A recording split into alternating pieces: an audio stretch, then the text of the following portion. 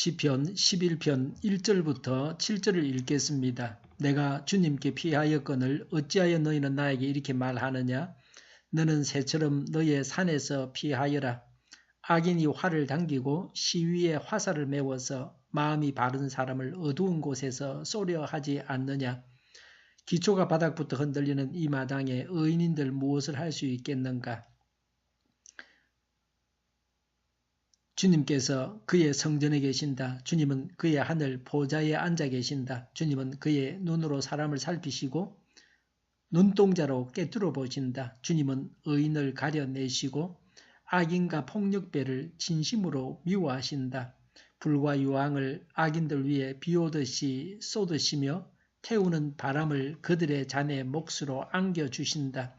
주님은 의로우셔서 정의로운 일을 사랑하는 분이시니 정직한 사람은 그의 얼굴을 뵙게 될 것이다. 아멘. 인간 세상에 대해서 말합니다. 11장 2절과 3절에 기초 없는 사회라고 했습니다.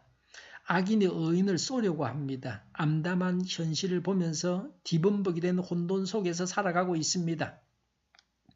법도 없고 양심도 없고 권력에 아부하는 자만 살 수 있는 사회입니다. 11장 1절에 산으로 피하라고 하는 것은 현실을 도피하라는 것입니다. 사회가 죄악으로 가득 차 있다고 해서 현실을 떠나서 살려고 해서는 안 됩니다. 3절에 의인인들 뭘 할 수 있나 하지만 현실 도피는 하나님의 방법이 아닙니다. 내가 할 수 있는 최선을 다해야 합니다. 예상외로 하나님의 지혜로 영감을 얻고 큰일을 해낼 수도 있습니다. 하나님께서 감당하게 하십니다.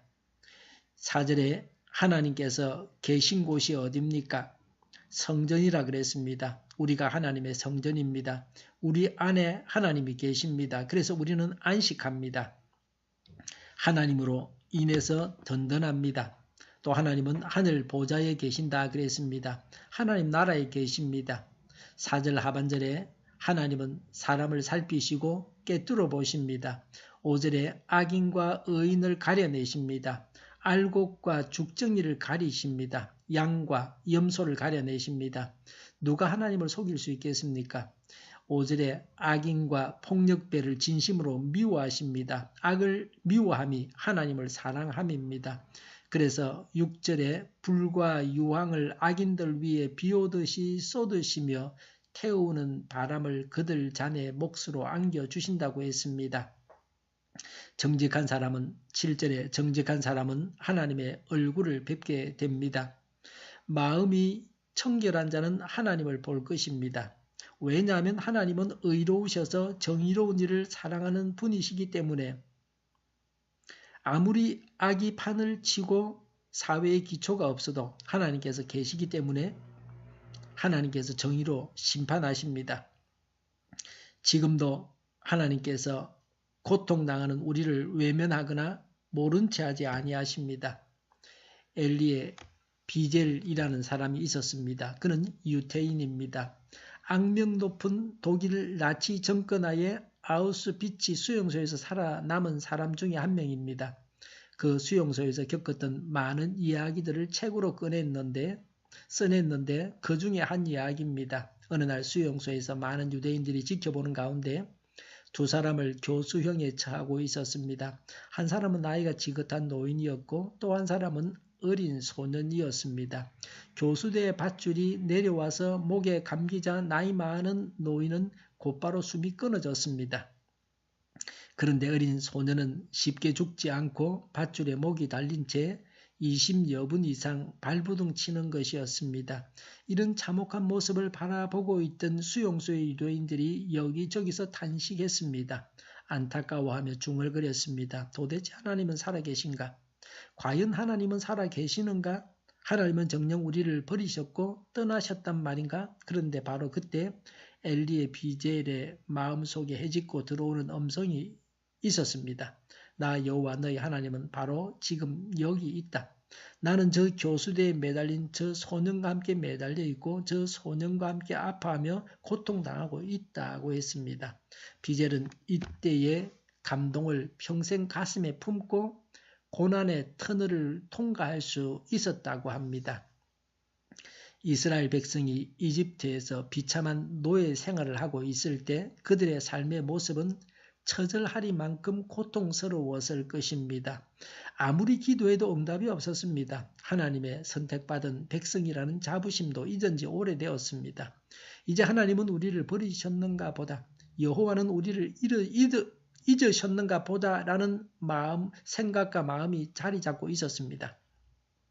그러나 하나님은 택한 백성 이스라엘의 고난의 현장에 함께 하셨습니다. 그들이 당하는 고통과 눈물과 아픔과 탄식을 보셨고 들으셨고 아셨습니다. 그리고 오셔서 건지셨고 적과 꿀이 흐르는 땅으로 인도하셨습니다. 우리가 고통당하고 억울한 일을 당한 그 자리에서 하나님도 우리와 함께 울고 계십니다. 언제나 하나님은 정의로 심판하십니다. 하나님께서 인내하실 때에 하나님의 진노를 당하기 전에 돌이켜야 됩니다. 우리 사회의 잘못을 바로잡아야 합니다. 당장 정당한 보상이 없어도 하나님 앞에서 의롭게 살아야 합니다. 하나님 안에서 선하게 살아가야 됩니다. 악을 버리고 선을 행해야 합니다. 기도하겠습니다. 하나님 안에서 의롭게 선하게 살아가게 하여 주시옵소서. 악을 버리고 선을 행하게 하여 주시옵소서. 우리 동일교회가 만군은 집하게 하여 주시옵소서.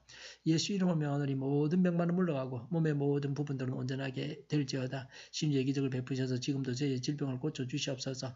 저희와 교회와 이 나라의 민족을 불쌍히 여겨 주시옵소서. 독재 정권이 무너지고 적과 통일이 되지 않고 평화 통일을 이루게 하여 주시옵소서. 전쟁 위험이 사라지게 하여 주시옵소서. 핵으로 무장해서 균형을 유지하게 하여 주시옵소서. 신앙의 자유를 늘 누리며 살게 하여 주시옵소서. 하나님을 대적하는 세력들이 바로 망하게 하여 주시옵소서. 국회와 정부가 하나님 기뻐하시는 법만을 만들게 하시며 반성경적인 모든 법과 영과 내규가 지구상에서 즉시 철폐되게 하여 주시옵소서.